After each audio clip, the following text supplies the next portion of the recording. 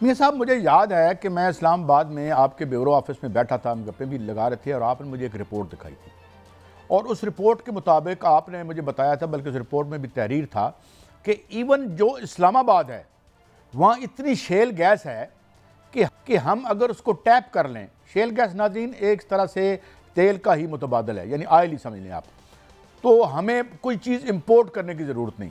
मगर सवाल मियाँ साहब ये होता है कि हम दुनिया के ट्रिलियंस ऑफ डॉलर के दौलत के ज़ख़ीरे पर बैठे हुए हैं, लेकिन हालत हमारी ये है कि बेगिंग बाउल लेते हैं और हमारे प्राइम मिनिस्टर को कहना पड़ता है कि यार मैं भिखारी नहीं हूँ मगर ज़रूरत पड़ गई है। ये इतनी दौलत के होते हुए हम इतने क्यों यानी माशी तौर पर गिरे हुए हैं, क्या वजह है मियाँ साहब? कायद साहब, अब शायद वक्त गुजर चुका है। अब कल जो पाकिस्तान के अंदर, इस्लामाबाद के अंदर यहाँ पर मिनरल फोरम होने जा रहा है 2025, वो एक बहुत बड़ा गेम चेंजर साबित होगा। उसमें 2000 से ज़ायद कंपनियाँ आने की तवक्को है, आज वज़ीर पेट्रोलियम ने बताया है। और उसमें आर्मी चीफ जो हैं वो भी खिताब करेंगे, वज़ीर आज़म खिताब करेंगे, सऊदी वफ्द आएगा, अमेरिकन वफ्द आएगा, उसमें सेंट्रल एशियाई रियासतें वहाँ से वफूद आएंगे, उसमें यूरोपीय वफूद आएंगे, उसमें जो है वो कनाडा से और दीगर ममालिक जो है वो पाकिस्तान में आ रहे हैं और सारे के सारे पाकिस्तान में मिनरल्स की डेवलपमेंट पर आ रहे हैं, सरमायाकारी पर आ रहे हैं। पाकिस्तान के अंदर कायद साहब बेशुमार मदनियात हैं। जो बलूचिस्तान है उसको फुल ऑफ एनर्जी कहा जाता है, जिसकी आप अभी बात कर रहे थे तेल और गैस की, तो मेरे पास एक फिगर है, मैं पूरी रिपोर्ट आपको दूंगा, थोड़ा सा टाइम दीजिएगा। 58 अरब बैरल तेल का जो है वो एक तखमीना है, सिर्फ एक तखमीना है, और 188 ट्रिलियन क्यूबिक फीट गैस का तखमीना लगाया गया है, जो कई 100 साल के लिए हमारी तवानाई की मुकम्मल जो ज़रूरियात है वो पूरा कर सकती हैं। इसके अलावा सोना का हिसाब हमारे पास है, 1 अरब 65 करोड़ टन का जो ज़खायर का तखमीना है पूरे मुल्क के अंदर वो लगाया गया है, और तांबा जो है 6 अरब टन के ज़खायर पाए जाते हैं और इसका तखमीना है। 5वां बड़ा मुल्क है पाकिस्तान तांबे के हवाले से, और लोहा जो है वो 1 अरब 40 करोड़ टन के ज़खायर का तखमीना लगाया गया है। जिप्सम के 4 अरब 80 करोड़ टन के ज़खायर का तखमीना लगाया गया है। नमक जो है 10 अरब टन, मार्बल जो है 297 अरब टन मार्बल के ज़खायर का तखमीना है, और लैंड जिंक जो है वो 2 करोड़ टन उसके ज़खायर हैं। कोयला जो है 186 अरब टन का उसका ज़खीरा है, और दूसरा बड़ा ज़खीरा जो है पाकिस्तान में है दुनिया का। मैग्नीशियम जो है वो 5 lakh ton, chromite 25 lakh ton, चांदी 61 करोड़ टन के ज़खायर का अंदाज़ा जो है वो लगाया गया है। ये तमाम ज़खायर जो हैं वो पाकिस्तान के अंदर मौजूद हैं, और इस हवाले से कल जो डेवलपमेंट फोरम जो है वो हो रहा है मिनरल्स का, उसमें ये तमाम तर ब्रीफिंग्स जो हैं वो दी जाएंगी और तमाम डाटा भी जो है वो सामने रखा जाएगा, और साथ साथ ये बताया जाएगा सरमायाकारों को कि उनको कौन कौन सी यहाँ पर सहूलियात दी जाएंगी। कोई बैरियर नहीं होगा, किसी किस्म का सुर्ख फीता नहीं होगा। जो सरमायाकारी करना चाहे वो पाकिस्तान के अंदर आकर बिला टोक बिला खौफ जो है वो सरमायाकारी कर सकता है, और उसको उसकी सरमाए का तहफ़्फ़ुज़ भी मिलेगा। ये तमाम तर जो है वो कल तहफ़्फ़ुज़ात के साथ यहाँ पर फोरम होने जा रहा है, और ये तमाम तर जो मिनरल्स हैं वो पाकिस्तान के अंदर मौजूद हैं। लेकिन इससे पहले जो देखा जाए तो मैं एक कुछ फिगर्स आपके सामने रखना चाहता हूँ। उसमें जो मिनरल एक्सपोर्ट मालियत है इस वक्त पाकिस्तान की वो 1 अरब 18 डॉलर जो है वो है 18 करोड़ डॉलर, और दुनिया में मादनियात की मजमूई एक्सपोर्ट जो होती है वो 1419 अरब डॉलर होती है, और चीन 188 अरब डॉलर की एक्सपोर्ट करता है। इंडिया जो है वो 30 अरब डॉलर की करता है, और ये कहा जा रहा है कि पाकिस्तान के अंदर फौरी तौर पर कैपेसिटी ये है कि पाकिस्तान भी 30 अरब डॉलर की सालाना एक्सपोर्ट फौरी तौर पर शुरू कर सकता है, क्योंकि पाकिस्तान में जो ज़खायर हैं वो इस तरह आइडेंटिफाइड है कि जनूबी वज़ीरिस्तान में जाएं वहाँ पर तांबे के ज़खायर हैं, शुमाली वज़ीरिस्तान में तांबे के ज़खायर हैं, आपका थर जो है वो कोयले से भरा हुआ है, थर की जितनी पट्टी है कसूर तक आती है वो पेट्रोल और गैस से भरी हुई है, आपका सिंध जो है वहाँ पर गैस के ज़खायर जो है निकल भी रहे हैं, और KPK में ज़खायर अच्छा मियां साहब थोड़ा सा इस पे भी कमेंट करता हूं, तेल मैंने एक खबर और लेनी है आपसे। जो मार्बल का ज़खीरा सर बहुत ज़्यादा है। एक और चीज़ बताऊंगा कि जो स्वात है वो आपका कीमती पत्थरों से भरा हुआ है, नीलम वैली भरी हुई है, गिलगित भरा हुआ है, ये सारे के सारे कल जो है वो फोरम के सामने आपके मुंह में घी शक्कर आज तक की ये कैफियत है, और उम्मीद है कि शायद कल ये तब्दील हो जाए। अब तक तो हम यहाँ से सिर्फ काला धन एक्सपोर्ट करते रहे हैं, और हम दुबई में प्रॉपर्टियाँ खरीदते रहे हैं, लंदन में हमारी प्रॉपर्टियाँ हैं, और ये अल्लाह ताला के फजल करम से हमारे वसाइल हैं। अल्लाह करे आपकी ज़बान मुबारक हो और ये काम हो सके। और हम दुआ करते हैं कि अगर ये सारा सामान ठेकेदारों की दस्ते बुरुद से बच गया तो कुछ आवाम तक भी आ जाए, तो उसमें कोई हर्ज नहीं है। नेट मीटरिंग के हवाले से एक खबर थी, और वो 7 रुपये जो बिजली की थी, आज फिर डॉन का नीचे एंकर लगा हुआ है मेन फ्रंट पेज पे कि 1.5 1.5 रुपये फिर वापस चलेगी। अब वो 5.5 रह गई है, 6.5 रह गई है। और क्या वो हुई भी थी बिजली जो कम थी, या सिर्फ इसी तरह से यानी कॉन्फ्रेंस ही होनी है उस पर भी? मियाँ साहब।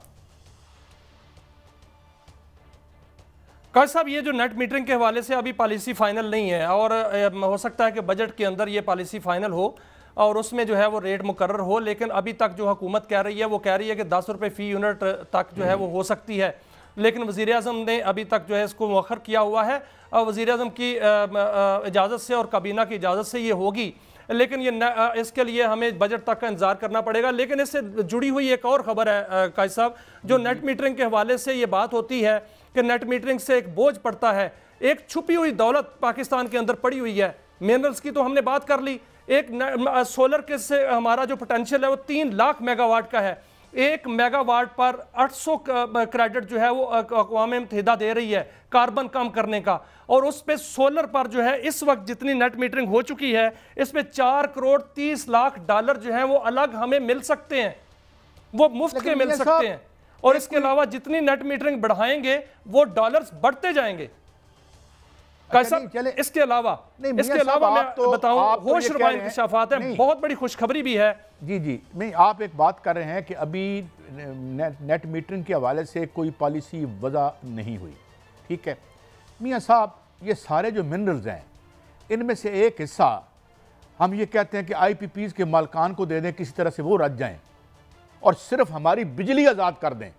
इस मुल्क का मेहनत कश इतना हुनरमंद है और इतनी ये लायक कौम है कि अगर ये जो 500 200 150 50 60 आदमी हैं, कोई इस तरह का काम करें कि इनका पेट भर जाए और बखुदा आप ये मिनरल्स ना भी निकालें, सिर्फ इस मुल्क के मेहनत कश को और एक सरमाकार को आज़ाद कर दें कि बनाओ, तो यहाँ खून बरसेगा। मगर कुछ हो नहीं पा रहा। हमने इनके पेट जो है वो, लेकिन कायद साहब ये मिनरल्स तो मौजूद हैं, इस पर तो सरमायाकारी होने जा रही है। इस पर जो है सऊदी अरब बड़ी सरमायाकारी करने जा रहा है, अमेरिका बड़ी सरमायाकारी करने जा रहा है।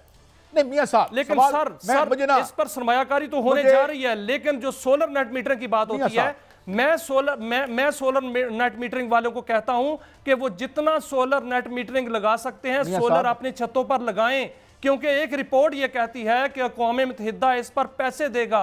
अक़वाम मुत्तहिदा इस पर बाकायदा कार्बन क्रेडिट के नाम से अरबों डॉलर देने को तैयार है, क्योंकि इससे कार्बन कम होता है। कायद साहब, ये बहुत बड़ी खबर जो है मैं देने जा रहा हूं कि विंड एनर्जी बनाने से 15 मिलियन डॉलर मिलेंगे मुफ्त के पाकिस्तान को, जो कि किसी को मालूम नहीं है। जो इस्लाम जो कराची के पास साहिल है, वहां के जो मैंग्रोव के जंगलात हैं, वहां से 12 अरब डॉलर मिल सकते हैं उससे। इस हवाले से 60 साल का मुआहदा का अक़वाम मुत्तहिदा ने कहा है हुकूमत सिंध को कि हमसे कर लो। वो उस हवाले से भी एक जो है वो डेवलपमेंट हो रही है। ज़राअत के शोबे में कायद साहब 10 करोड़ डॉलर हमें मिल सकते हैं सालाना। नहीं, मेरा सवाल और है। मेरा सवाल यह है कि मैं आपकी खबर की किसी ज़ेर ज़बर से भी इख्तलाफ नहीं करता, मगर बात यह है कि जो लोग पिछले 2012 से मैं इस टीवी पे बैठ के स्टोरी कर रहा हूं और 2012 से ये मुझे IPP से निजात नहीं दिला सके, ये है सब कुछ है यहाँ इतनी दौलत। और डॉक्टर इकरामुल हक ने कहा है कि हमें किसी ठेकेदार को बुलाने की जरूरत नहीं है। आज की आलमी मंडी में टेक्नोलॉजी बिकती है।